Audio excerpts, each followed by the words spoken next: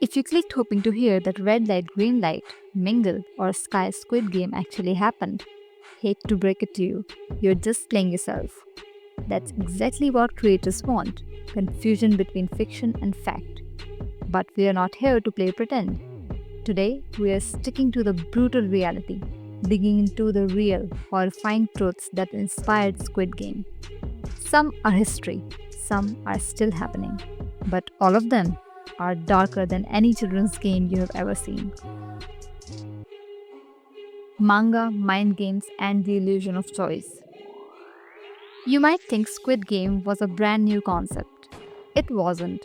Huang borrowed heavily from Japanese manga, like Battle Royale and Liar Game. In Battle Royale, high schoolers are forced to kill each other by law, and in Liar Game, contestants are emotionally and mentally destroyed by financial manipulation.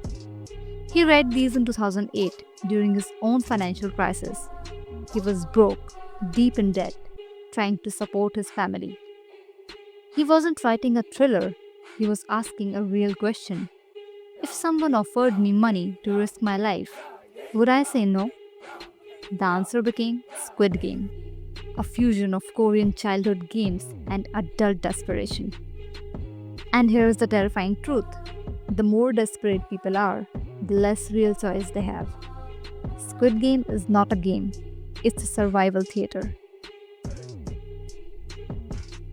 The Ssangyong Motor strike, when workers fought back.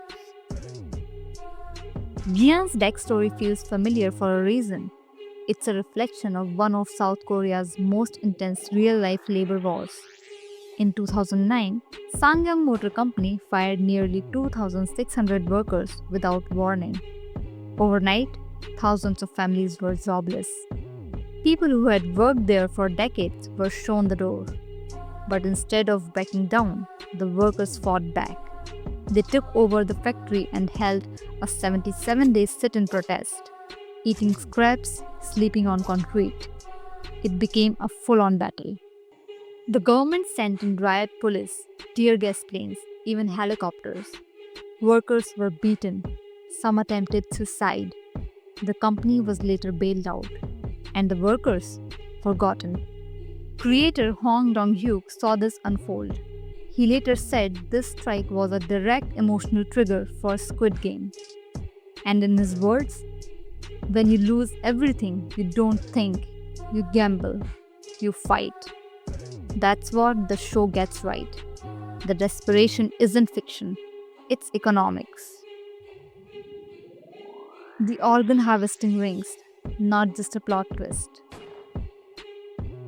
In Squid Game, a secret group illegally sells contestants' organs after they are killed. Seems like dystopian horror, right? Wrong. Across the globe, this is very real. In places like China, reports have surfaced for years about political prisoners, especially from minority groups, being used for forced organ transplants. In South Asia, poor people are often forced into selling kidneys, sometimes for less than the cost of an iPhone. In war zones, victims are abducted, killed, and harvested. No consent, just commerce. Even in so called safe nations, there are black market rings operating underground. It's not some sci fi nightmare, it's happening right now. In Squid Game, this wasn't just a creepy side plot, it was a statement. Even the dead aren't free. The poor are worth more when parted out. Brother's Home, a secret prison disguised as shelter.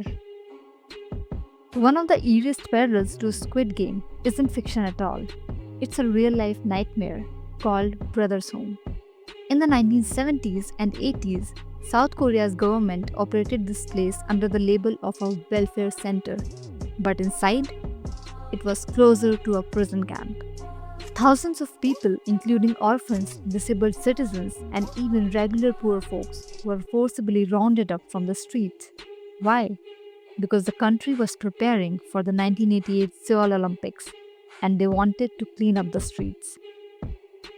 Inside the walls was forced labor, physical and sexual abuse people make to compete for food, survival, and status. Some never made it out, and survivors say they were traumatized for life. Huang has never confirmed this as a direct influence, but the parallels are chilling. Uniforms, dormitories, authority, masked in fake order. It's hard to unsee. South Korea's debt crisis. The real Squid Game. This one isn't just an inspiration, it's the entire foundation. As of 2021, South Korea's household debt surpassed its GDP. Let that sink in. An entire nation owes more money than it produces.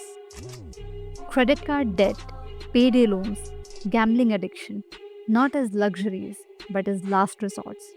Suicide rates are among the highest in the developed world, especially for men in their 40s and 50s. And this isn't just numbers on a graph, these are people like Gihan, Sangwoo, even the old men. Each one represents a layer of systemic failure. Hwang Dong-hyuk wrote Squid Game after having to sell his laptop and borrow money from his mother. He didn't imagine the system, he lived it. That's why the show hits so hard, because it's not about fiction.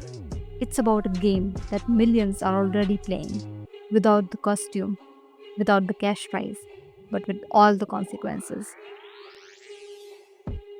Squid Game shocked the world with masks, marbles, and murders. But behind the set design was something scarier: reality. Organ rings, exploited workers, forgotten victims, death as a death sentence. These stories were not invented, they were just rearranged. So, next time someone tells you Squid Game was too dark to be true, tell them it's already true. We are just not paying attention. If you want more strange, disturbing, and real truths hiding inside pop culture and past, subscribe to Layered History. We tell the stories that are skimmed over. And drop a comment below which of these truths hit you the hardest.